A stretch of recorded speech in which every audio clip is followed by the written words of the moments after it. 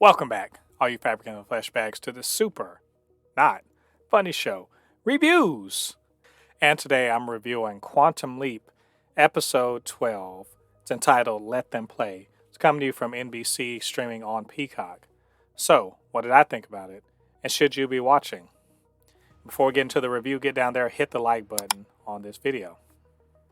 One of the things that Quantum Leap is well known for is the fact that as the leaper goes around, they often deal with, sometimes thorny political or social issues that maybe that person wouldn't have faced or in their own actual life. And Quantum Leap actually sort of lends itself to sort of a message, message of the week, was it issue of the week sort of storytelling. Not always, but often, sorts of things like racism and religious stuff and sexism, etc., was often on the table. So it's no wonder that we did get an issue, a message episode. And it's in the form of Let Them Play, which is talking about an issue that's very much at the forefront of a lot of people's minds, or at least politicians' minds. As you would think that it's the most important thing going, politically, and that's the issue of trans people and trans rights and how our society is going to treat them. And so this, make no mistake about it, because I don't think Quantum Leap traditionally has ever tried to play both sides, or every side's fine or everything like that. Generally speaking, Sam Beckett would come down on a particular side of an issue, and in this case, Ben Song comes down on the side of being supportive, and it makes sense because he leaps into the body of a man who has a trans daughter. He's a basketball coach, and he's supportive of his daughter's transition, but in a moment that we're with limited information or anything like that. Ben makes a choice to put her into a game to replace an injured player, and really kind of changes history positively, but also finds out that positive change doesn't necessarily fix what he's there to fix.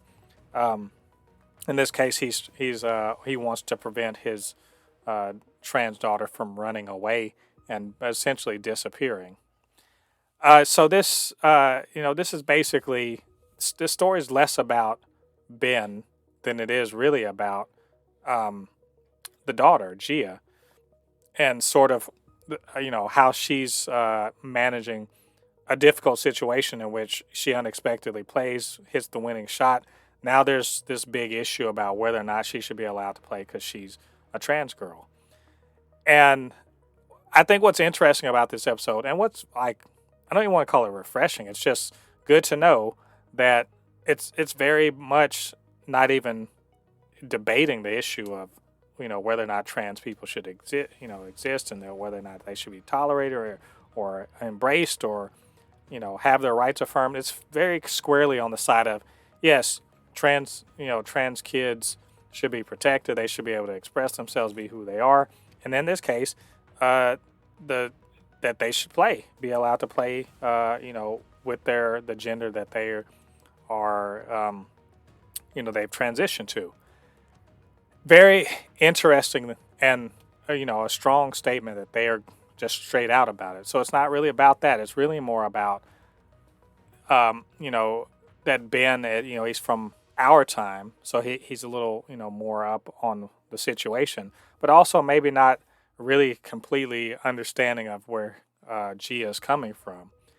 And to kind of see like the support structures and the groups and everything like that, and still trying to figure out, how, why would Gia run away? Why would this be a problem?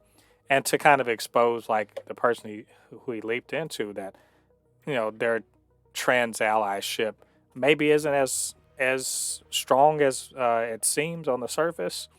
That the parents' attempt to protect Gia really does a little more harm than expected.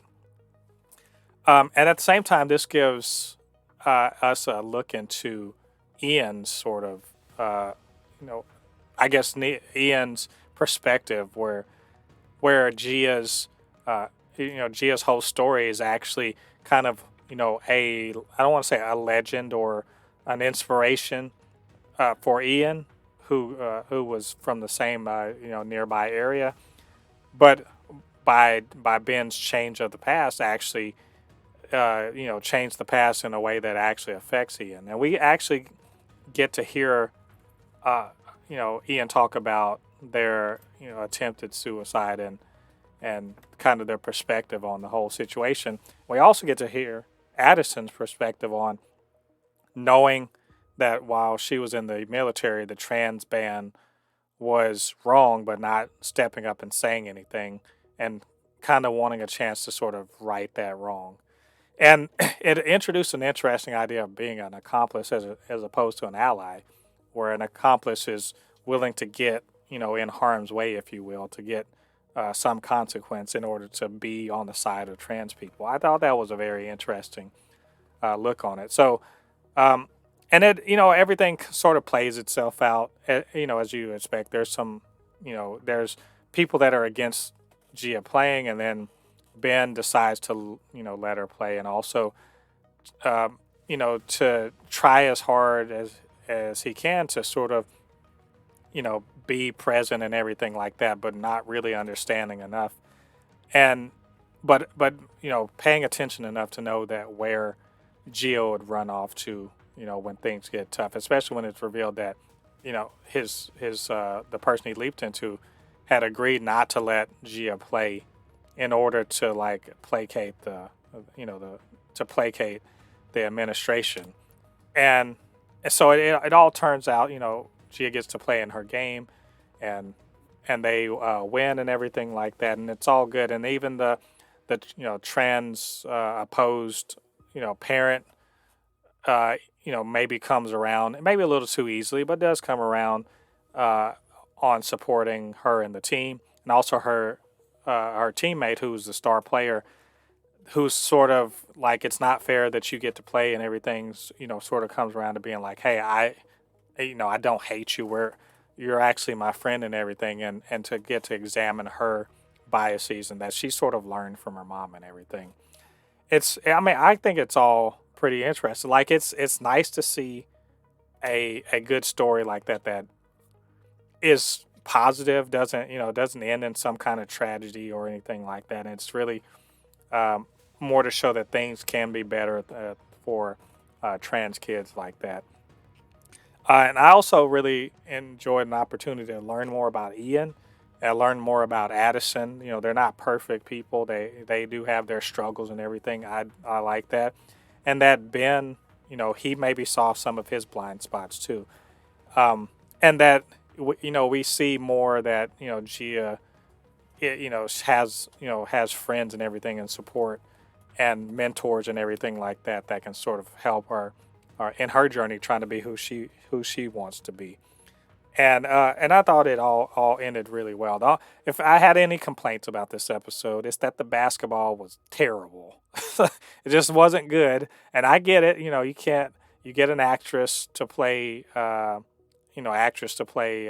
various, basketball players. They're not necessarily going to be actually any good at it because they're not there for basketball playing. They're there for acting. But it wasn't great. But other than that, I really loved this episode. I thought it just hit all the right marks. Yes, it was preachy, and I don't give a damn. Sometimes some things don't need to be tiptoed around or both-sided. They just need to be preached to. Some people need to hear the gospel, if you will. Maybe come to Jesus about this issue. But anyway, all the way around, I thought it was a really, really strong episode. And I can't wait for more like these in the future.